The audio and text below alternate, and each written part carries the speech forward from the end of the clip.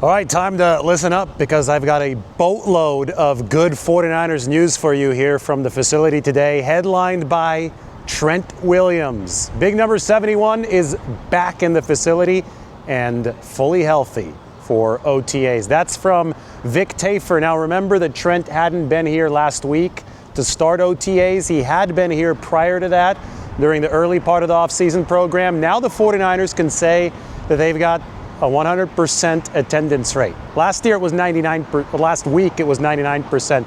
Now it's 100%. And I can tell you last year definitely wasn't 100%, wasn't even close to 99%. Years prior, same thing. When every single star player is at OTAs, that's a big deal, especially for a team that is turning the roster over to a lot of rookies. So the 49ers love to have that veteran leadership. I'm going to get into a little bit more of that later, talk to a lot of assistant coaches here at the facility today. But first, I've got more good news for you. Bryce Huff has passed his physical. I know that Bay Area sports fans realize that's not a given. Giants fans probably remember Carlos Correa, who failed his physical, and then obviously the Giants did not end up signing him. But Bryce Huff, he has passed his physical. The 49ers have completed the trade with the Philadelphia Eagles. The compensation, as I posted last night, is either going to be a 4th-round pick or a 5th-round pick in the 2026 NFL Draft. That's a conditional selection, and it's going to depend on how Bryce Huff produces in the 2025 season. So the 49ers actually hope that the pick is more valuable. They hope that this pick is a 4th-round pick. Both Huff and Williams should be out on the practice field for San Francisco tomorrow. So the good news is rolling in for the 49ers, who have a positive vibe around them over the course of these OTAs. We talked to the assistant coaches today. I have to say that Gus Bradley, that guy, he's a vivacious man. Oh yeah, he jokes about it.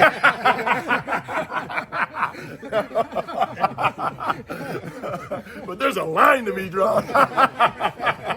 No, it's not like that. No, he really is. We have a fabulous relationship. Yeah. It is. I mean, I think I'm really excited about him. I know because I know how excited he is to be back here. Former head coach, defensive coordinator last year of the Indianapolis Colts. Remember that he was the defensive coordinator of the Legion of Boom as it was coming up, and then he went to Jacksonville and he brought Robert Saleh with him to Jacksonville. And now Robert Saleh has brought Gus Bradley to be a part of the 49ers staff. I just picked up a very lively, mature energy from Gus Bradley, and whenever you can add a former head coach to your coaching staff at a position that's not even a coordinator spot, well, then it allows you to outbrain people in the NFL. You've got a lot of experience on this defensive staff if you're the 49ers, and the experience is aligned, right?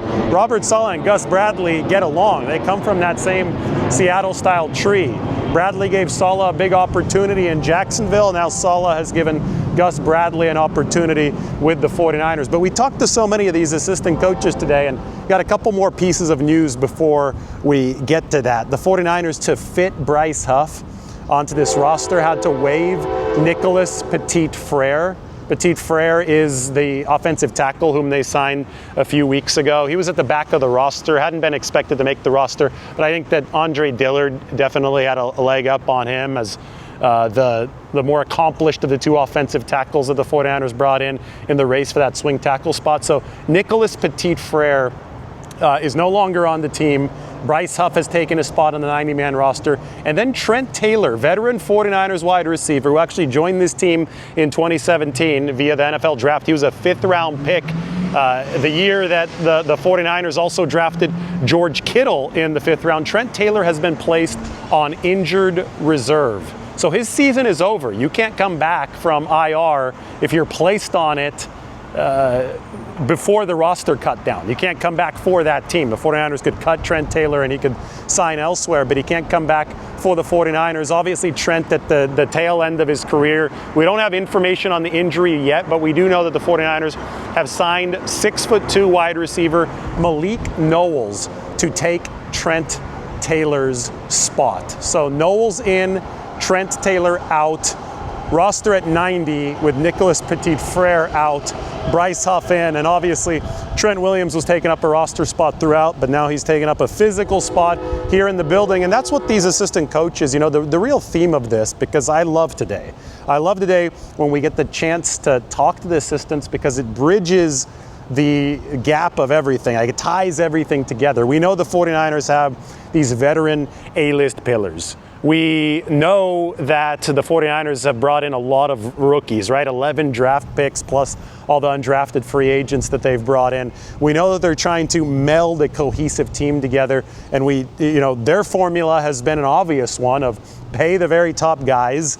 Those are A-list talents, some of them even future Hall of Famers, and then let them impart knowledge on the younger, fresher, sometimes even more energetic B-listers who are the draftees and some of the players that the 49ers obtained in bargain bin free agency. But you need a synergy between those two types of players on the roster. It can't be two divided locker rooms for the 49ers. And the coaches are the ones that oversee a lot of that synergy, and they schematically have to make sure that everybody fits in the right spot to maximize the team's success. So, I'll give you some examples. Today we talked to Chris Kasarik, who went out there and he verified, and I asked him about this, that the addition of Bryce Huff makes him very excited to be able to deploy Michael Williams and Yetur Gross-Matos rushing against the inside more often.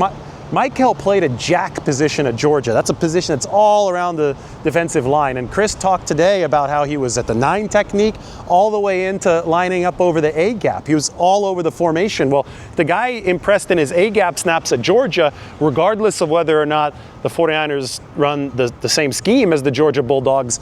The 49ers have some confidence that Michael will be able to deliver on the inside in those passing situations at the NFL level. And that really, really matters when you just traded for Bryce Huff, because on third downs, Bryce Huff is going to be taking an exterior defensive end spot. He's not going to be lined up on the inside all too often, probably not at all. So it all works together, and that's how the coaches can bind it together. One good piece of intel today, 49ers linebackers coach Johnny Holland said that D. Winters has made the biggest year 2 to year 3 jump that he might have seen as the 49ers linebackers coach. And that's big because everybody will talk about Nick Martin, and rightfully so. This is an exciting 49ers draft pick who I think checks a lot of boxes that they're looking for. They need to replace Dre Greenlaw, but don't always just rush off to the newest name on the block. Remember that the 49ers love to develop players, and D. Winters has been developing in this system, and this system is really good at developing linebackers, and I would pay attention when Johnny Holland says something like that. Big year 2 to year 3 jump for D. Winters. The 49ers are going to take the practice field again tomorrow here at the team facility. So open OTAs, we should see Trent Williams on the field. We should see Bryce Huff on the field. Wonder what number Bryce Huff is going to wear for the 49ers. And 100% attendance rate is a big deal for a team in the 49ers shoes. That was the theme last week at OTAs. Well, 99%, not 100. People were a little bit worried, some people in the comment section, about Trent Williams. Well, you do not have to be worried anymore, because Big Trent is back and the 49ers are ready to go here from the facility. I mean, right, everybody wants to have that head coaching opportunity and do very well. But I just know, hearing his voice when he called me about it, he was so excited about coming back here and being with the people like Kyle. I didn't know Kyle like that, but talking to Robert and hearing about how Kyle operates, that got me excited. How John Lynch is, how the Yorks, the whole organization, so it was like, let's go, man. I mean, this is a great opportunity for you. You're excited about it. How can't I be excited when you're that excited about it? Yeah. So it's more of that type of relationship. And, I guess everybody has egos, right? But, I think for him and I, it's really not about that. So when he's joking, saying go drop a play or what? What is he telling you? No, I do think that we do believe strongly in challenging one another. Yeah. I think that is. Because if you have humility, you got a chance to get better, right? And if you know that you can challenge one another and it's coming from a good place, you've got a chance. But he's the boss. He's